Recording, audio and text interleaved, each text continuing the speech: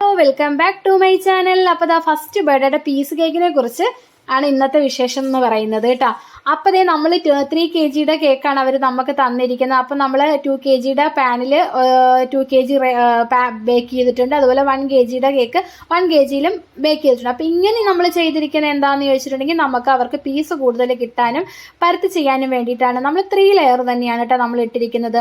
അപ്പോൾ കേക്ക് ഏതാണെന്ന് ചോദിച്ചിട്ടുണ്ടെങ്കിൽ ബ്ലാക്ക് റിച്ചിൻ്റെ കേക്കാണ് കേട്ടോ. അപ്പോൾ ബ്ലാക്ക് റിച്ചിൻ്റെ കേക്കിന് വെളിയിലാണ് ഈ ഒരു ഗനാശ സത്യം പറഞ്ഞാൽ വരുന്നത്. അപ്പോൾ അവർക്ക് ഒത്തിരി ചോക്ലേറ്റ് വെളിയിൽ വേണ്ട എന്ന് പറഞ്ഞതുകൊണ്ട് നമുക്ക് ചോക്ലേറ്റ് മിസ് ചെയ്യാൻ പറ്റാത്തത് കൊണ്ട് നമ്മളിതാ ഉള്ളിലേക്ക് ആ ചോക്ലേറ്റ് കംപ്ലീറ്റ് ഫില്ല് ചെയ്ത് കൊടുക്കുകയാണ്. അതോടൊപ്പം തന്നെ നമ്മൾ കണ്ടൻസ് മിൽക്കും കൂടി ഒഴിച്ച് കൊടുക്കുന്നുണ്ട് കേട്ടോ.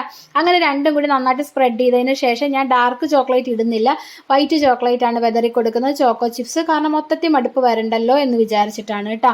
അങ്ങനെ ഞാൻ 2 kg റെഡിയാക്കിയതിന് ശേഷം 1 kg ഒരു ബേസിൽ അതും റെഡിയാക്കി ഒരു 15 മിനിറ്റ് ഞാൻ ഫ്രീസറിലേക്ക് വെച്ചിട്ടാണ് കട്ട് ചെയ്ത് ഇതിൻ്റെ സൈഡിലേക്ക് ചേർത്ത് വെക്കുന്നത്. അത് ഞാൻ കാണിക്കുന്നില്ല, അതിപ്പം നമുക്കറിയാവുന്ന കാര്യമാണ്.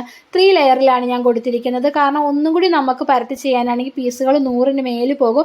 പക്ഷേ എന്നുണ്ടെങ്കിൽ അപ്പം നമ്മുടെ ലെയറിൻ്റെ കട്ടി തിന്നായി പോകുന്നത് കൊണ്ടാണ് ഞാൻ അങ്ങനെ ചെയ്യുന്നത്.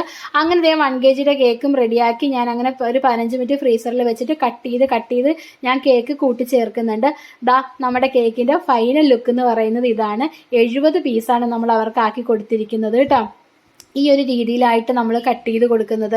അപ്പം ഈ ഒരു രീതി ചെയ്തിട്ടുണ്ടെങ്കിൽ നിങ്ങൾക്കും റെഡി ആയിട്ട് കിട്ടും. പിന്നെ നമ്മൾ ചെറി വെച്ചിട്ട് ഗനാഷ ഇതേപോലെയാണ് ആക്കി കൊടുത്തേക്കണം, ഒത്തിരി മടുപ്പ് വരാത്ത രീതിയിൽ. പിന്നെ അവരൊരു 1 kg ക്യാരമൽ ബൂസ്റ്റിൻ്റെ കേക്കും അതും എടുത്തിട്ടുണ്ടായിരുന്നു കേട്ടോ. അവരുടെ ബാക്ക്ഗ്രൗണ്ട് എന്ന് പറയുന്നത് മിക്കി മൗസ് ആയിരുന്നു ഫുള്ള് കേട്ടോ.